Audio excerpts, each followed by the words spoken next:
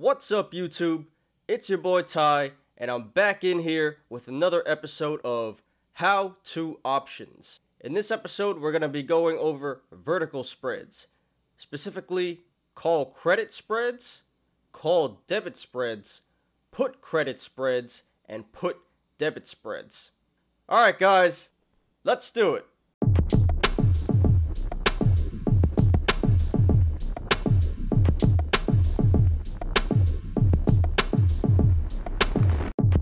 Please like the video, please subscribe, and catch me every weekday after market close on the Smarter Gambling Show. So before we get into the actual plays themselves, let's first go over what the difference between a debit spread and a credit spread is. So a spread is when you simultaneously buy and sell options contracts on the same trade, and there are usually between 2 to 4 legs of a trade in the spread. Spreads are used for hedging, either to lock in profits or to limit losses. A debit spread is when you spend more money from buying options than selling options. A credit spread is when you collect more money from selling options than you do buying options. And a vertical spread, which is what we're going to be going over today, is where you buy and sell options for the same underlying and the same expiry date, but they have different strike prices. So let's first start with call debit spreads or bull call spreads. It's the same thing. This is a bullish strategy. It is low risk and protects against IV crush. To set this trade up, you buy a call and then you sell a call with a higher strike price. By doing this, you lower your cost to enter the trade at the expense of your max gains being capped. So this wouldn't cost as much as straight up buying a call because you get some money back for selling the call. But by doing that, you also cap your max gains. That's the trade-off. The short call strike minus the long call strike minus the net premium paid equals the max gain. And this is achieved when the underlying price is more than the short call strike. The net premium paid equals max loss. And this occurs when the underlying price is less than the long call strike. The long call strike plus the net premium paid equals break even. So quick recap, you get a cheaper entry, you get a better break even, and you get IV crush protection. Now let's see what this would look like on a graph. So for example, here I have the January 21st, 2022 options. I bought a call at the 200 strike for $9,050, and I sold a call at the 240 strike for $7,050. So this is a net debit of $2,000. $9,050 minus $7,050 equals $2,000. So here's what it would look like on a graph. We see that as long as the underlying stays above $240, I would make my max gain of $2,000. Let's do the math on that to show you how I got that max gain. So we take our short call strike, 240, minus our long call strike, 200, minus our premiums paid, which was 2,000 or 20. And then we would have to multiply that by 100 because one contract equals 100 shares. And we get 2,000.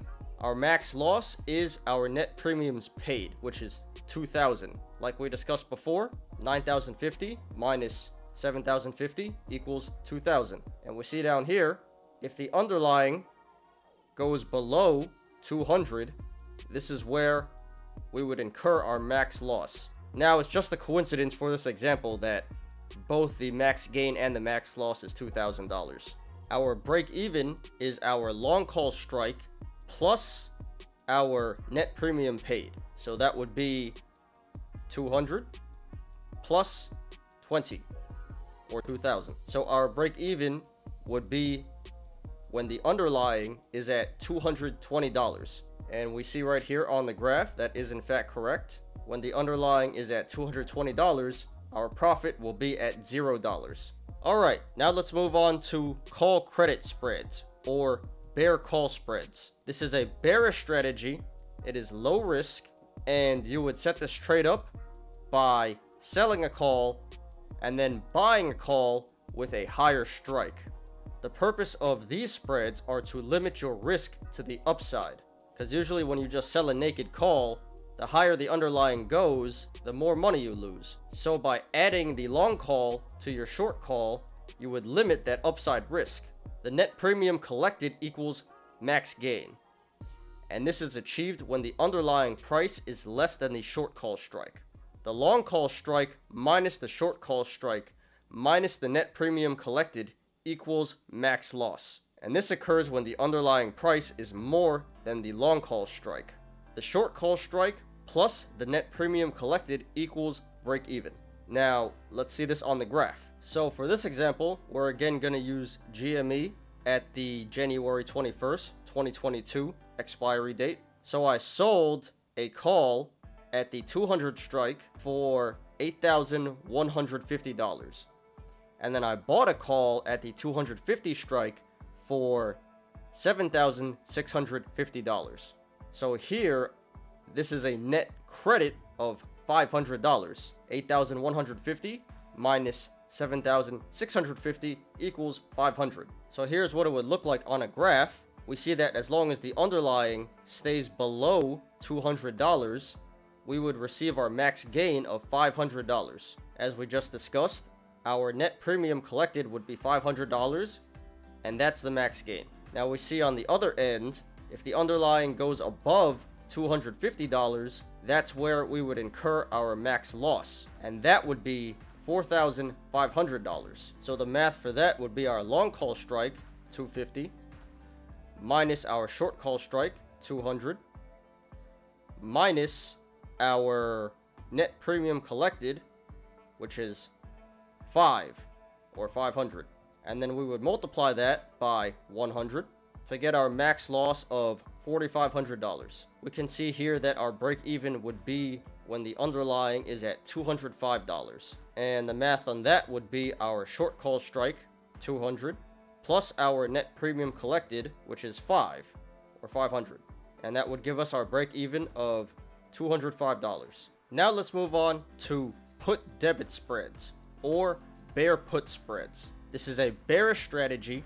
It is low risk and protects against IV crush. To set this trade up, you would buy a put and then sell a put with a lower strike price. By doing this, you can enter the trade for cheaper at the expense of your max gains being capped. So this is similar to the call debit spread, except in the call debit spread, it's a bullish strategy. In the put debit spread, this is a bearish strategy. The long put strike minus the short put strike minus net premium paid equals max gain, and this is achieved when the underlying price is less than the short put strike. The net premium paid equals max loss, and this occurs when the underlying price is more than the long put strike. The long put strike minus the net premium paid equals break even. So to recap, by using put debit spreads, you get lower entry costs, better break evens, and IV crush protection. Okay, for this example, again, we're going to be using GME at the January 21st, 2022 strike. So here I bought a put at the 200 strike for $7,800, and then I sold a put at the 170 strike for $5,100. This would give me a net debit of $2,700. 7,800 minus 5,100 equals 2,700. So here's what it would look like on a graph. We see that as long as the underlying stays below $170, our max gain of 300 is achieved. So let's do the math on that. We take our long put strike, 200, minus our short put strike, 170, minus our net premium paid, which is 27 or 2,700. And we multiply that by 100, and that's how we get our max gain of $300. So we see here, if the underlying goes above $200, that's where we would incur our max loss of $2,700. That was our net premium paid, $2,700. We can see here that our break even would be when the underlying is at $173. To get $173, we take our long put strike, 200, minus our net premium paid, which is 27 or 2,700. And that gives us our break even of $173. And finally, let's go over put credit spreads or bull put spreads. This is a bullish strategy.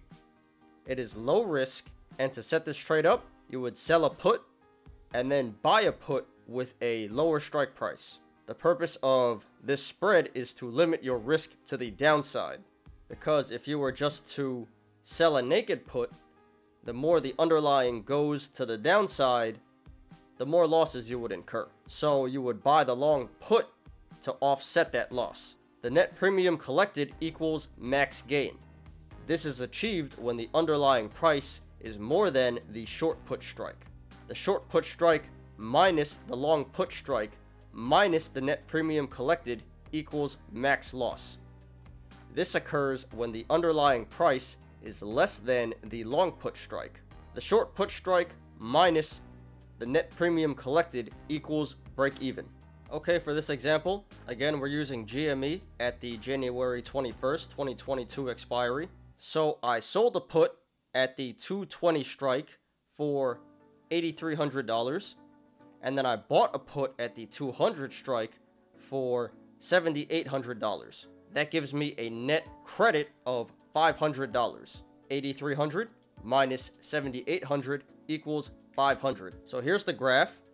We see that if the underlying stays above 220, that's where we achieve our max gain of $500, which is our net premium collected, as we just discussed. Now we see down here, if the underlying moves below 200, that's where our max loss would incur, and our max loss would be $1,500. Let's quickly do the math on that. So we would do our short put strike, 220, minus our long put strike, 200, minus our net premium collected, 5 or 500. And then we multiply that by 100. And that's how we get our max loss of $1,500. We can see here that our break even would be when the underlying is at $215. And the way we get that is we would take our short put strike, 220, minus our net premium collected, which is 5 or 500.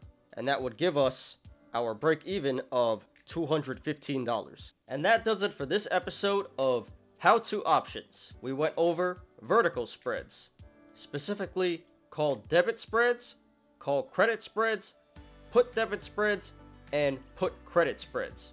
Hope you guys enjoyed the video. Please like the video, please subscribe, and catch me every weekday after market close on the Smarter Gambling Show. I will see you guys in the next one.